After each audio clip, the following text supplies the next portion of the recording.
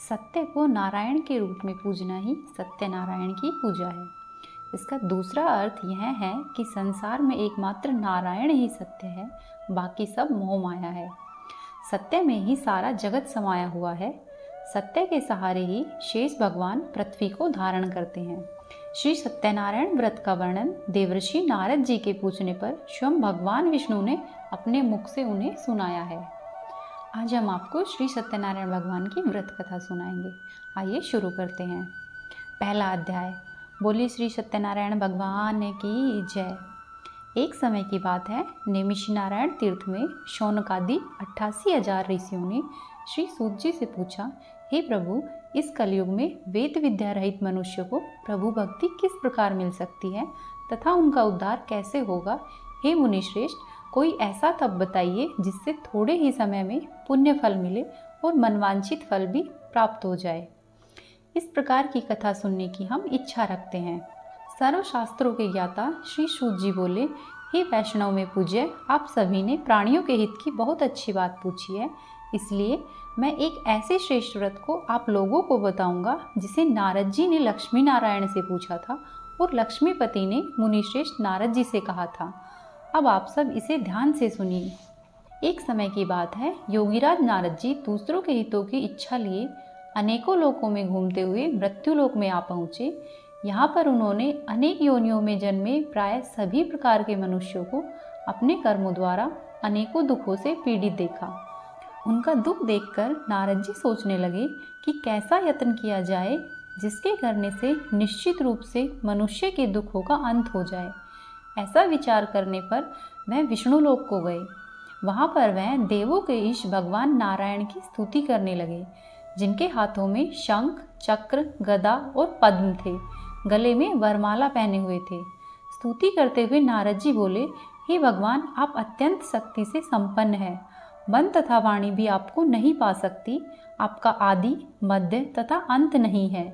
निर्गुण स्वरूप सृष्टि के कारण भक्तों के दुख को दूर करने वाले आपको मेरा नमस्कार है।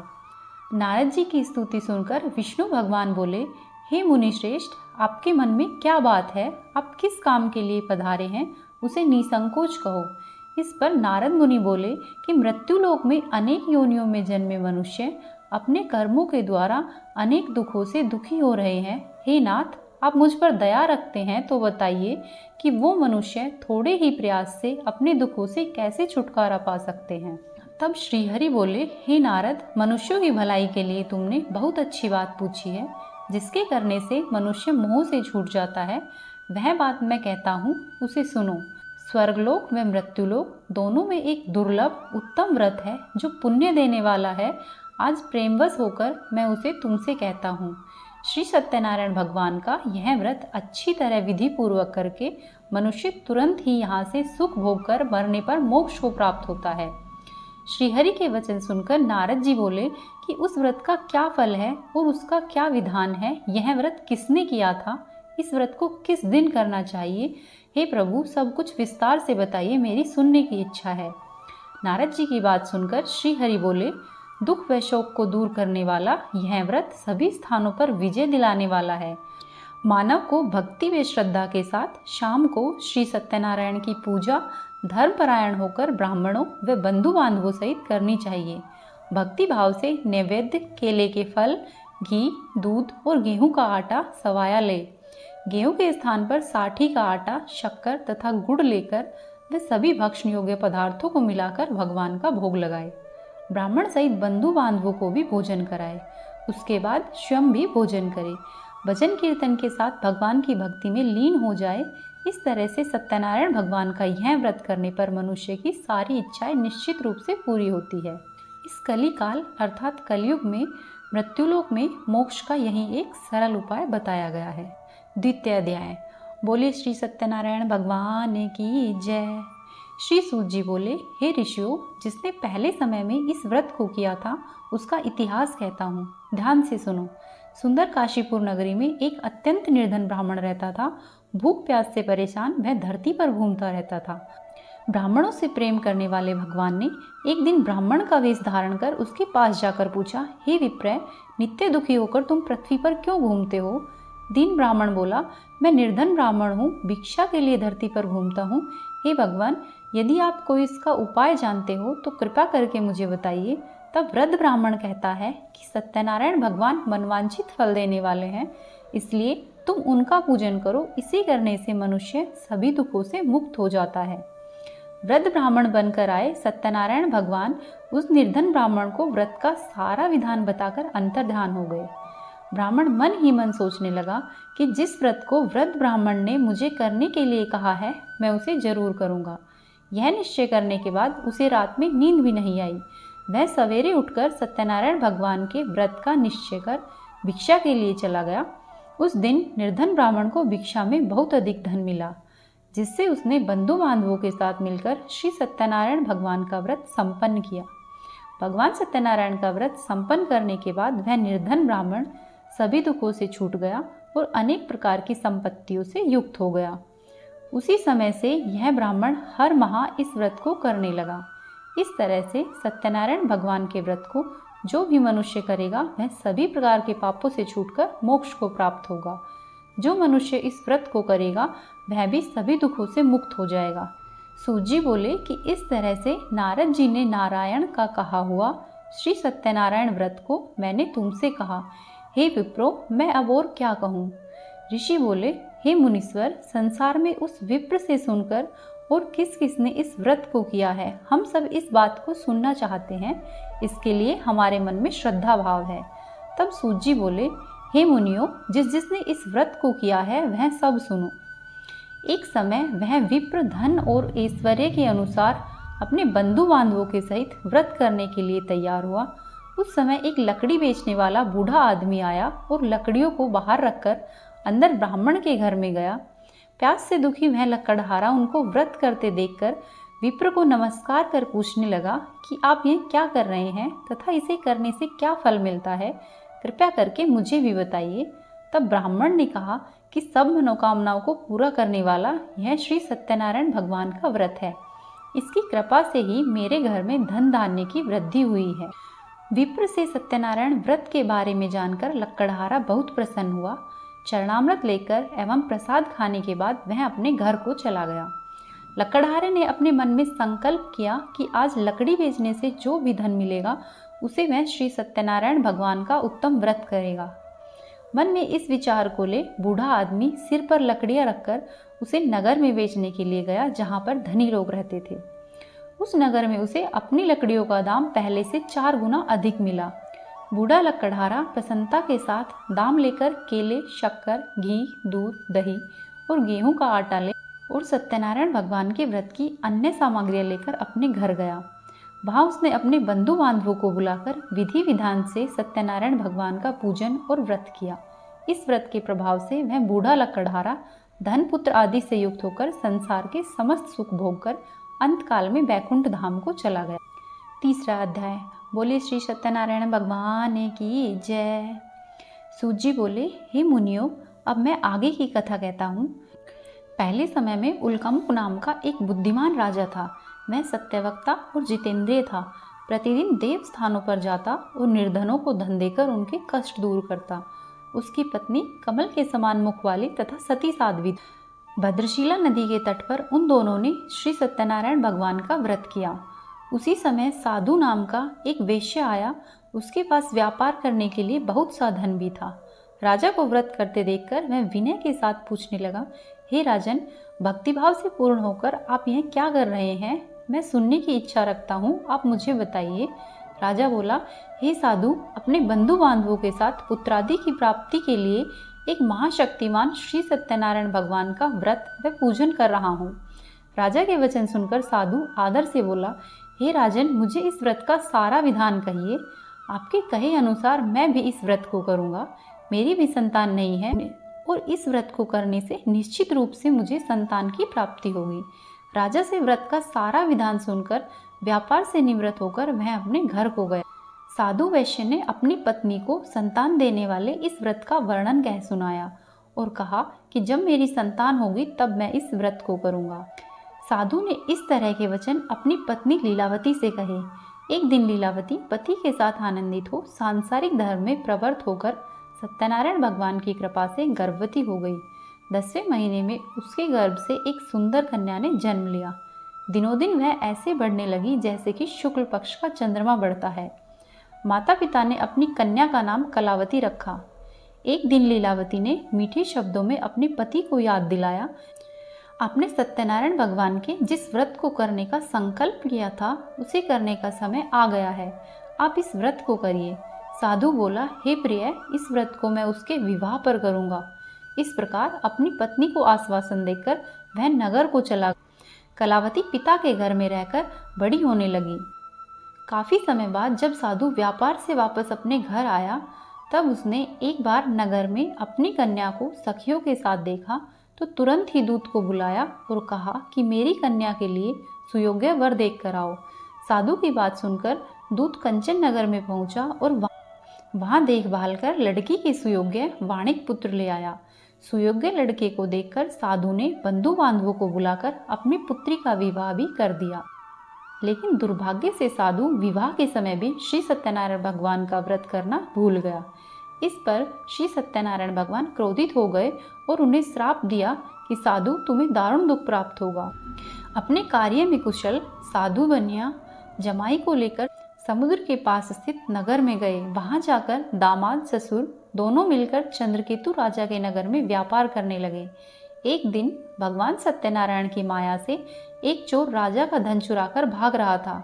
उसने राजा के सिपाहियों को अपने पीछे आते देखकर चुराया हुआ धन वहां पर रख दिया, जहां पर साधु अपने जमाई के साथ ठहरा हुआ था। राजा के सिपाहियों ने साधु वैश्य के पास जाकर राजा का धन पड़ा देखा तो वह ससुर और जमाई दोनों को बांधकर प्रसन्नता से राजा के पास ले गए और कहा कि हम उन दोनों चोरों को पकड़कर लाए हैं, आप आगे की कार्यवाही की आज्ञा दें। राजा की आज्ञा से उन दोनों को कठोर कारावास में डाल दिया गया और उनका सारा धन छीन लिया गया। श्री सत्यनारायण भगवान के श्राप से साधु की पत्नी भी बहुत दुखी हुई। घर में जो भी धन रखा था उसे चोर चुरा कर ले गए। शारीरिक तथा मानसिक पीड़ा व भूख प्यास से अति दुखी होकर अन्न की चिंता में कलावती ब्राह्मण के घर गई। वहां उसने श्री सत्यनारायण भगवान का व्रत होते हुए देखा। फिर कथा सुनी व प्रसाद ग्रहण कर रात को वापस घर पर आई। जब कलावती घर पर आई तो उसकी माता ने पूछा कि हे पुत्री, अब तक तुम कहाँ थी व तेरे मन में क्या है? तब कलावती ने अपनी माता से कहा, हे माता, मैंने एक ब्राह्मण के घर में श्री सत्यनारायण भगवान का व्रत देखा है। कन्या के वचन सुनकर लीलावती भगवान के पूजन की तैयारी करने। लीलावती ने परिवार व बंधुओं सहित सत्यनारायण भगवान का पूजन किया और उनसे वर मांगा कि मेरे पति तथा जमाई शीघ्र ही घर पर आ जाए। साथ ही यह भी प्रार्थना की कि हम सबका अपराध क्षमा करो। श्री सत्यनारायण भगवान इस व्रत से संतुष्ट हो गए और राजा चंद्रकेतु को सपने में दर्शन देकर कहा, हे राजन, तुम उन दोनों वैश्यों को छोड़ दो और तुमने उनका जो धन लिया है उसे वापस कर दो। अगर ऐसा नहीं किया तो मैं तुम्हारा धन, राज्य व संतान सब नष्ट कर दूंगा। राजा को यह सब कहकर भगवान अंतर्धान हो गए। प्रातःकाल सभा में राजा ने अपना सपना सुनाया और फिर बोले कि वाणिक पुत्रों को कैद से मुक्त करके सभा में लेकर आओ। दोनों ने आते ही राजा को प्रणाम किया।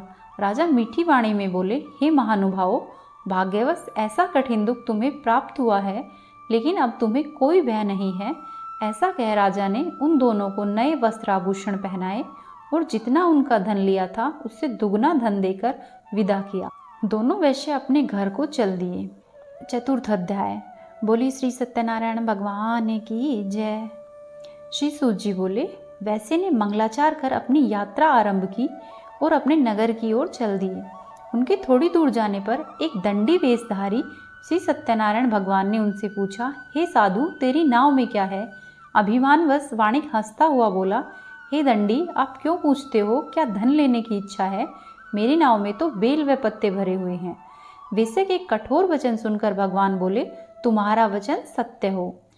दंडी ऐसे वचन कह वहां से दूर चले गए। कुछ दूर जाकर समुद्र के किनारे पर बैठ गए। दंडी के जाने के बाद साधु वैश्य ने नित्य क्रिया के पश्चात नाव को ऊंची उठते हुए देखकर अचंभा किया और नाव में बेल पत्ते आदि देखकर वह वहां पर मूर्छित होकर जमीन पर गिर पड़ा।